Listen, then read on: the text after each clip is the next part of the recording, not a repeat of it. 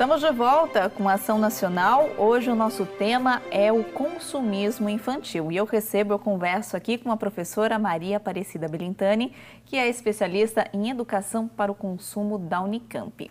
Professora, nós estávamos falando aqui da capacidade, no primeiro bloco, que a criança tem de absorver o que ela vê, o que ela sente, logo lá na primeira infância, até antes do primeiro ano de idade. E hoje as crianças ficam muito na frente da televisão. Tem uma infinidade de opções de canais infantis, por exemplo. Isso. E no meio dos desenhos que ela assiste, ela vê as propagandas de brinquedos, principalmente. E aí tem algumas pesquisas que dizem que 30 segundos, que é o tempo de um comercial, são suficientes para influenciar uma criança. Isso acontece mesmo? Então, o comercial, ele é feito todo para que a criança se chame a atenção da criança. Principalmente quando você agrega ao comercial personagens que ela gosta. Aí é fatal.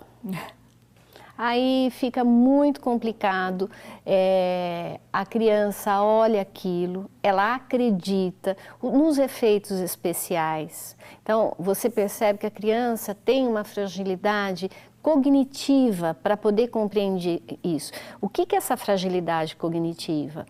Ela é criança e a gente pode falar que ela é inocente. Né? Por que ela é inocente? Porque ela não consegue entender ainda que um comercial foi feito, foi produzido para vender. Talvez ela não perceba nem que é um comercial. Para ela é parte da programação. Em determinada fase faz parte da programação, né? Diz respeito ao desenho, ao filme que ela está assistindo. Aí a criança, o pai conversa, explica, mas não tem como ela acreditar no pai, porque ela está vendo aquilo na televisão, né? Ela está vendo que a boneca X, ela mergulha na água e sai nadando.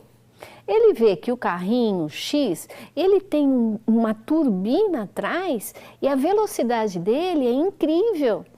Uma criança de 7, 6 e menor ainda, às vezes até 8 anos, vai acreditar nisso, né? E a vida do pai e da mãe vira um tormento, porque a criança chora, faz chantagem, fica doente, tem febre, né? Às vezes acontece isso e ele se vê na obrigação de dar aquilo. O problema que eu vejo, né, se me permite dar continuidade, claro, é o seguinte: a gente tem sonhos e desejos. Eu, enquanto adulta, você e as crianças também. Eu não vejo problema que os sonhos e desejos das crianças sejam atendidos. Mas o que eu vejo problema é que esses sonhos e desejos são atendidos diariamente, semanalmente. Não se cria a expectativa de ganhar aquele brinquedo somente no aniversário, no Dia das Crianças ou no Natal. Se ganha em qualquer momento, porque essa criança, né, a família de uma maneira geral, fica preocupada dela ficar esperando a data especial. Mas é justamente isso que vai fazê-la crescer enquanto ser humano, enquanto indivíduo, dela perceber que a vida é um processo. Então a criança precisa esperar, né?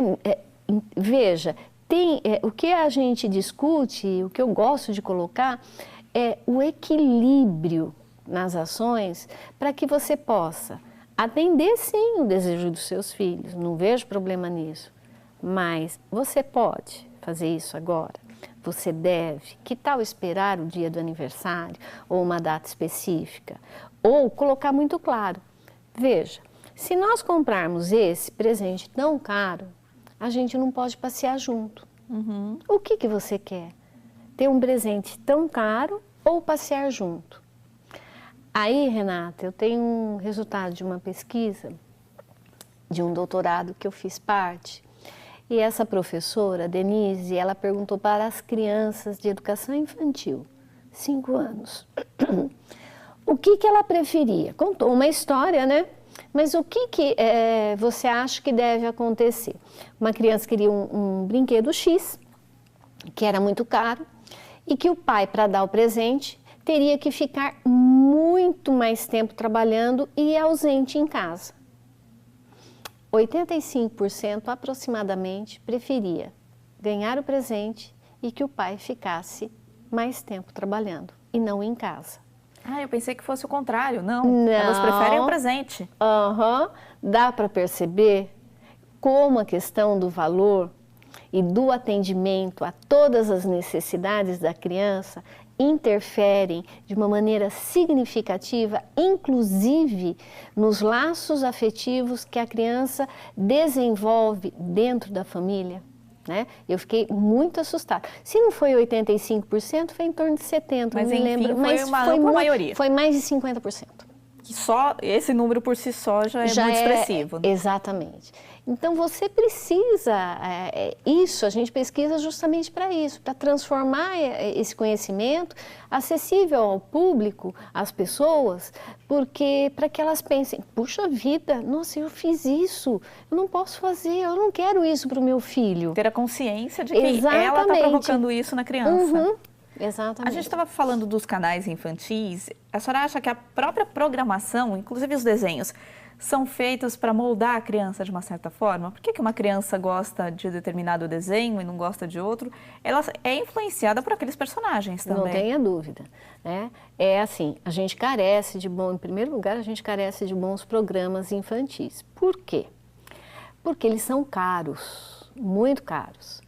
E a limitação de comerciais na programação de infantil faz com que os programas infantis não sejam lucrativos para a empresa. Elas negam isso, mas é fato, né? As empresas, as grandes emissoras, é fato que isso acontece. Os personagens, muitas vezes, eles são pesquisados dentro do próprio contexto infantil, né? De pessoas que trabalham com isso, que vai nas escolas, que conversa com as crianças, que vê do que elas brincam, as bobagens, né, entre aspas, que elas falam e criam os personagens a partir dessa tendência que as próprias crianças, né, se colocam. E aí elas se identificam? E aí elas se identificam, não tenha dúvida. Pelo que a senhora estava falando até agora há pouco, não é ruim ou não é errado atender um desejo da criança, porque da forma que a gente conversa, dá a impressão que qualquer coisa que a criança pede não se pode atender. Não é bem assim. Não. É um equilíbrio que tem que existir. Tem que ter um equilíbrio. Um equilíbrio e a família saber que a frustração, ela faz parte do crescimento.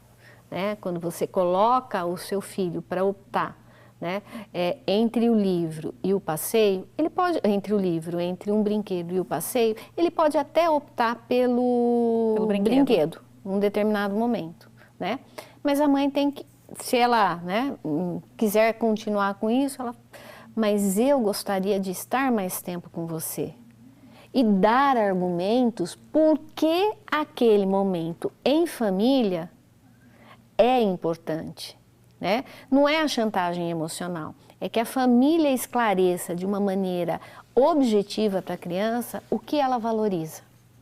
E de uma forma isso pode acarretar uma relação entre pais e filhos para a vida toda, porque um laço que a criança tem ali com o pai vai criando uma intimidade entre o pai e o filho. E aí cria um adolescente que tem condição de conversar com os pais, que gosta de estar junto com os pais e que não daria qualquer coisa para não estar ali naquele momento, né? Então é uma coisa que tem consequências a longo prazo. A longo prazo e para a vida toda, né? Porque os adolescentes, em determinado momento, o que acontece? Eles querem mesmo se separar dos pais por conta de uma construção da identidade. Esse processo é saudável e faz parte do crescimento. Mas conforme eles vão ganhando os anos e se tornam adultos, existe o retorno para a casa, o afeto da família, de uma maneira muito tranquila. Né? Então, esse processo inicial de separação e depois retornar é o esperado. É normal. É o normal. O duro é quando existe o processo de separação e os vínculos afetivos eles não foram construídos de maneira significativa para ele se sentir importante e voltar para aquela família. Né? Então, E são esses vínculos que são criados lá atrás, quando a criança é bem pequena. Exatamente. São aqueles nãos que você fala, a conversa e deixar claro, porque não é aquilo que vai acontecer. Olha, hoje em dia não está fácil criar filho, não. Nem para os pais, nem para a escola. Para a escola. Não é fácil. E a gente falando aqui sobre os adolescentes, eles já têm uma certa consciência desse poder de negociação, dessa chantagem emocional que fazem com os pais, principalmente com relação à tecnologia hoje. Um videogame, um smartphone, um tablet. Como dosar isso com esses adolescentes, esses jovens que já têm consciência, que estão fazendo algo que não é muito certo, mas que mesmo assim querem manter aquilo? Então, se desde do início, né, desde muito pequena, a criança ficou à vontade com esse tipo de equipamento, quando chega na adolescência fica bem difícil você estabelecer os limites. Não é impossível, mas é muito mais trabalhoso, né? Agora, se por um outro lado, é claro que a criança não deve efetivamente ficar tanto tempo, veja, eu não estou falando não pode de jeito nenhum, não, ela não deve ficar tanto tempo, né? E a família consegue ir limitando, né? Ela vai compreendendo com o tempo, a criança, que não é exatamente do jeito que ela quer. Mas ela vai tentar burlar as regras, porque faz parte, ela vai acordar à noite para ligar o computador e a mãe tem que ir lá, ela convida o amigo para vir dormir e eles ficam direto no celular. Então, esse burlar regras, a família também não pode fechar os olhos para poder orientar. Olha, não pode, me dê o celular que eu vou guardar, agora é hora de dormir. Não pode, você vai se autocontrolar ou eu vou precisar te ajudar desligando a energia ou alguma coisa, né? Porque a criança precisa de ajuda, o adolescente precisa de ajuda.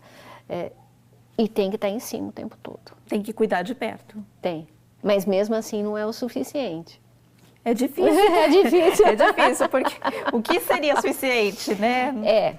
Talvez não tenha essa resposta, então. Não, essa resposta não tem.